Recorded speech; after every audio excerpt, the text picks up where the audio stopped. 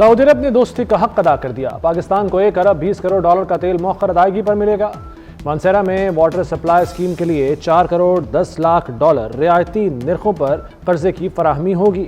پاکستان اور سعودی عرب کے فنڈز برائے ترقی کے درمیان 1.61 ارب ڈالر کے معاہدے مختلف شعبوں میں مفاہمتی یادداشت پر دستخط ہوئے۔ وزیراعظم شہباز شریف کی تقریب میں شرکت۔ اسلام آباد میں محسن اسپیڈ سے ایک اور میگا پروجیکٹ مکمل۔ سرینا انٹرچینج پروجیکٹ کا افتتاح آج ہوگا۔ سرینا انٹرچینج پروجیکٹ کو جناح اسکوائر کا نام دے دیا گیا۔ وزیر داخلہ محسن نقوی کا سرینا چوک پروجیکٹ کا دورہ، افتتاح کے لیے انتظامات کا جائزہ لیا۔ کہتے ہیں منصوبہ 3 انڈر پاسز اور رابطہ سڑکوں پر مشتمل ہے۔ شہر اقتدار میں ٹریفک کا دیرینہ مسئلہ حل ہوگا۔ بانی پی ٹی آئی کے خط پر بیرسٹر گوہر کی صفائیاں۔ کہتے ہیں بانی پی ٹی آئی کا خط پالیسی شفٹ نہیں۔ بانی نے آرمی چیف کو بطور سابق وزیر اعظم خط لکھا، آرمی چیف سے پالیسیوں پر نظر ثانی کی استدعا کی ہے۔ بانی نے کہا کہ ہم انتشار نہیں چاہتے۔ بانی کے وکیل فیصل چودھری نے بتایا کہ خط میں کہا گیا کہ ہمارے فوجی ہر روز قربانیاں دے رہے ہیں۔ خط میں بانی نے القادر ٹرسٹ کیس کے فیصلے کا حوالہ بھی دیا۔ چیف جسٹس پاکستان نے اسلام آباد ہائی کورٹ میں ججز تبادلوں کو خوشائند قرار دے دیا۔ جسٹس یحییٰ آفریدی کہتے ہیں اسلام آباد ہائی کورٹ پورے پاکستان کی ہے۔ ججز کے تبادلے آئین کے تحت ہوئے۔ ہائی کورٹ میں نئے آئے ججز کی حوصلہ افزائی ہونی چاہیے۔ 26ویں ترمیم کا معاملہ جلد ختم ہو جائے گا۔ جو آئینی مینڈیٹ مجھے ملا اسے دیکھ کر ہی فیصلے کرتا ہوں۔ ججوں کے تحفظات دور کرنے کے لیے ان سے ملاقاتیں کرتا ہوں۔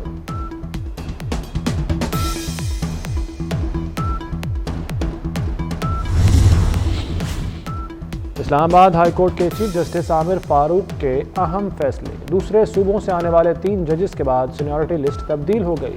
جسٹس سرفراز ڈوگر سینئر پیونی جج اسلام آباد ہائی کورٹ بن گئے۔ Justice Mohsin Akhtar Kayani seniority list پر دوسرے نمبر پر چلے گئے۔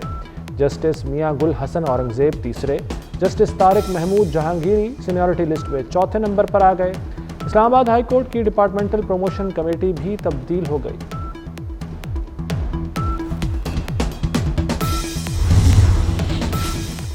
£190 ملین ریفرنس میں سزا سنانے والے ناصر جاوید رانا کو ڈسٹرکٹ اینڈ سیشن جج ویسٹ تعینات کر دیا گیا۔ چیف جسٹس عامر فاروق کی منظوری کے بعد رجسٹرار اسلام آباد ہائی کورٹ نے نوٹیفیکیشن جاری کر دیا۔ ڈسٹرکٹ اینڈ سیشن جج ویسٹ کا عہدہ محمد اعظم خان کے بطور جج اسلام آباد ہائی کورٹ تعیناتی کے بعد سے خالی تھا۔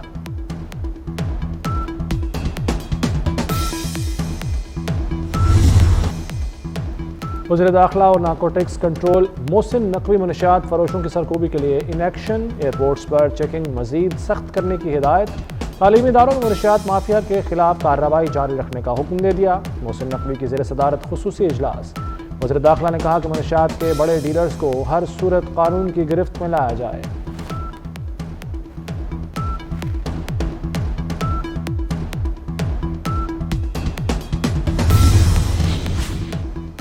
مریم نواز کی محنت سے پنجاب میں بہتری نظر آ رہی ہے، عوام کی مشکلات میں کمی آئی ہے۔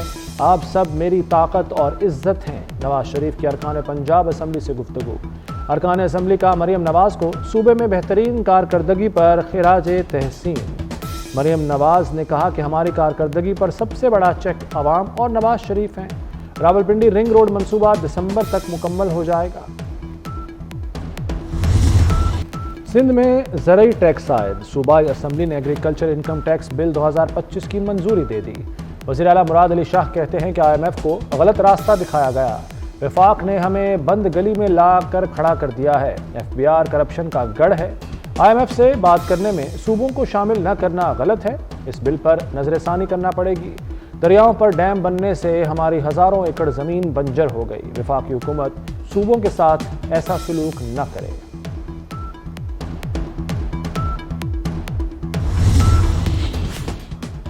بلوچستان سے جلد زرعی ٹیکس بل منظور ہوگا۔ وزیر خزانہ محمد اورنگزیب پر امید کہتے ہیں زرعی ٹیکس سے متعلق پنجاب، KP اور سندھ میں بل منظور ہو چکے۔ FBR میں اصلاحات کا عمل جاری ہے۔ بڑے گروپس پاکستان میں سرمایہ کاری کے لیے تیار ہیں۔ پورے ملک میں مہنگائی بتدریج نیچے آ رہی ہے۔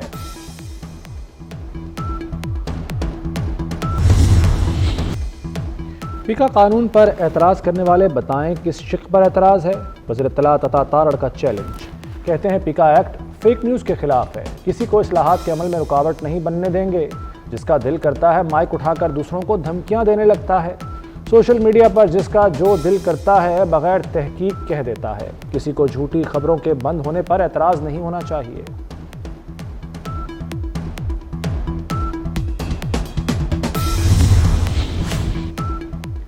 وزیر اعلیٰ پنجاب نے لوکل گورنمنٹ ترمیمی ایکٹ کی منظوری دے دی۔ محکمہ بلدیات نے پہلے سے منظور شدہ ایکٹ میں کچھ تبدیلیاں کی ہیں۔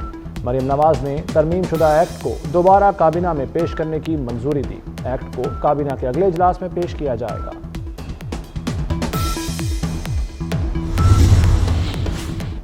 لاہور میں ڈبل ہیلمٹ کی خلاف ورزی پر چالان ہونا شروع۔ موٹر سائیکل ڈبل سواروں کے لیے ہیلمٹ لازم قرار۔ موٹر سائیکل کا دوسرا سوار مرد ہو یا عورت ہیلمٹ لازم پہننا ہوگا۔ گاڑی کی فرنٹ سیٹ پر بیٹھے شخص کو بھی سیٹ بیلٹ لگانا ہوگی۔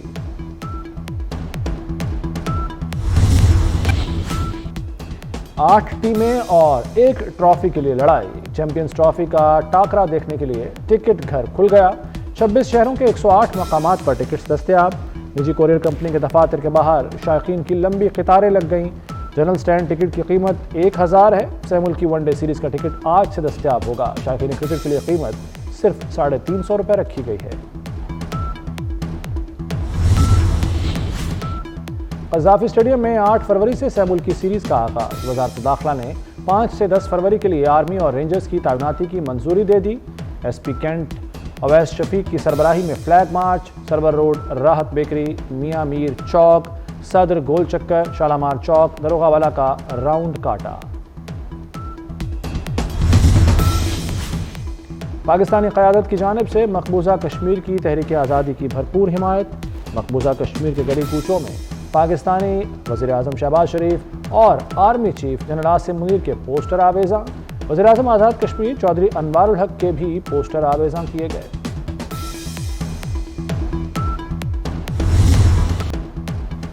یوم یکجہتی کشمیر کے حوالے سے کشمیر کے شہریوں کا اپنے بھائیوں سے والہانہ محبت کا اظہار۔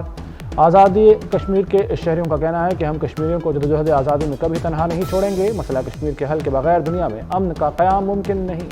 کشمیریوں کے ساتھ اظہار یکجہتی کا پیغام پوری دنیا میں پہنچایا جائے گا۔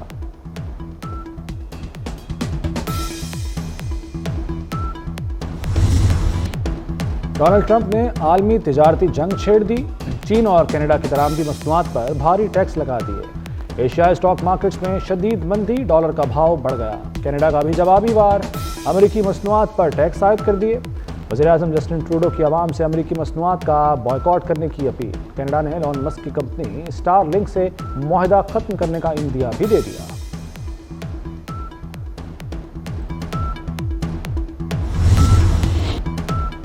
امریکی صدر ڈونلڈ ٹرمپ نے میکسیکو پر پابندیاں 1 ماہ کے لیے مؤخر کر دیں۔ ٹرمپ انتظامیہ نے میکسیکو سے برآمد اشیاء پر 25% ٹیکس لگایا تھا، جسے 1 ماہ کے لیے روک دیا گیا ہے۔ میڈیا رپورٹ کے مطابق میکسیکو نے بھی اپنی شمالی سرحد پر 10,000 نیشنل گارڈ تعینات کرنے پر رضامندی کا اظہار کیا ہے۔